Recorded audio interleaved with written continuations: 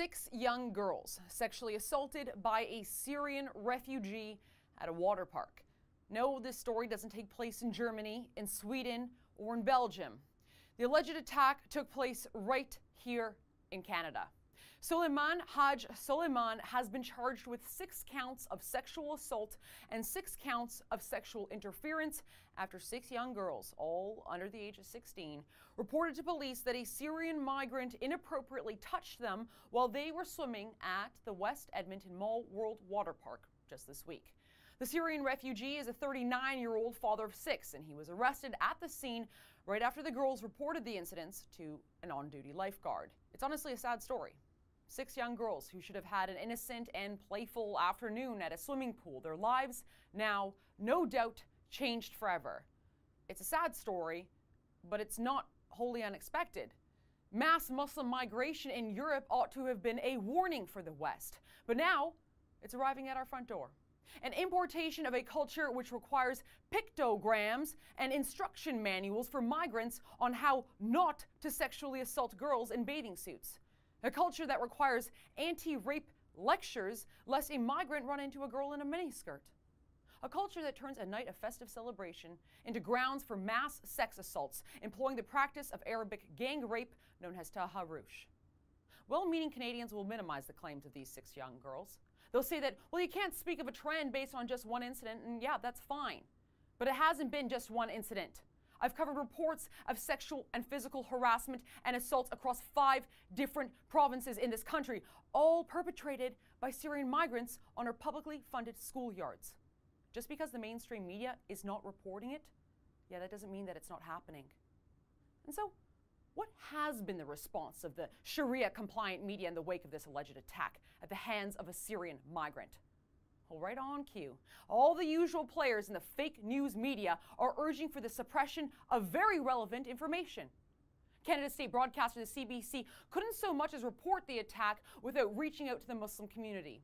The CBC barely finished mentioning that the fact that the suspect was a Syrian refugee before quoting a Muslim community leader who says that he's, quote, disappointed that the attacker's nationality and immigration status were identified. Disappointed, eh? Disappointed that the public has been told details about a suspected sex attacker? What would you rather us do? Form a special protection for all Syrian refugees? All suspects shall be described, unless, of course, they're Syrian refugees. Then censor those details. Sorry, sir. It doesn't work that way.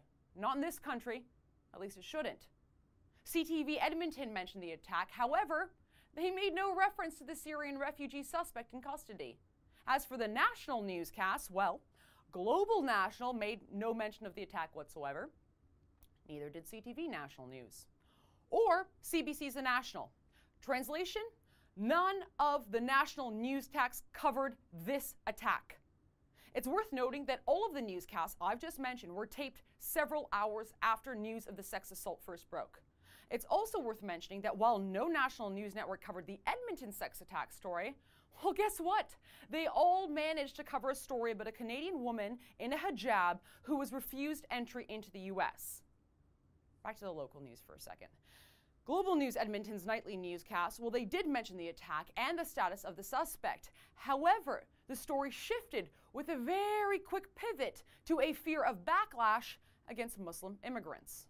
They're also concerned for themselves and their families and that how they may too be labeled as dangerous. Antman says this rhetoric ignores the real issue here. Instead of talking about the victims or the issues we have in this country around gender-based violence, where they're trying to shift it to make it an issue about immigration. Statistically, it's so bizarre because we've had tens of thousands of refugees settle in Canada, and this is the first instance we've heard. And in print, Global did the exact same thing. They turned the story into one about backlash and victimization of the refugee community.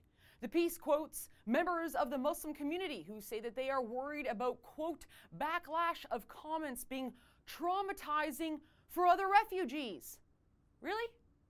Traumatizing for other refugees? What about the trauma of the 6 young girls? Is it really too much to ask that the mainstream media focus for just 5 minutes on 6 young girls who say that they have been sexually assaulted by a Syrian migrant? Is it too much to ask the media to quit minimizing the allegations of these young girls by turning their story into a hit piece about so-called Islamophobia and xenophobia? Of course it's too much to ask. Because if the mainstream media were to stop erasing, stop minimizing, and stop distracting from the attack and who is suspected to be behind it, they would be forced to talk about the real issues that this sex attack exposes. They'd be forced to discuss the fact that Canada's Prime Minister Justin Trudeau has placed virtue signaling over and above our nation's security. They'd be forced to admit that some of the tens of thousands of refugees Justin Trudeau has hurried into this country, that they might not be such a good fit. They'd be forced to admit that they, the media themselves, really do not know anything about the types of people that Justin Trudeau is allowing into our country. They would be forced to report on the fact that this Liberal government refuses to release what types of questions are being asked of refugees, if any, before they step foot onto Canadian soil. Do officials ask refugees what they think about women and girls and how to behave around them? If they're not clad in a burqa or in a niqab, of course. How they might, say, behave around a young woman in a miniskirt, or, hey, 6 young girls in bathing suits at a water park. These are uncomfortable questions, I get that. Questions that the mainstream media do not want to ask. But you have to wonder, how much more uncomfortable must our reality become before they begin demanding answers from this Prime Minister?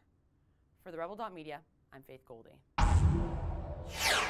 For more stories that the mainstream media simply will not bring you, click below and subscribe to our YouTube channel.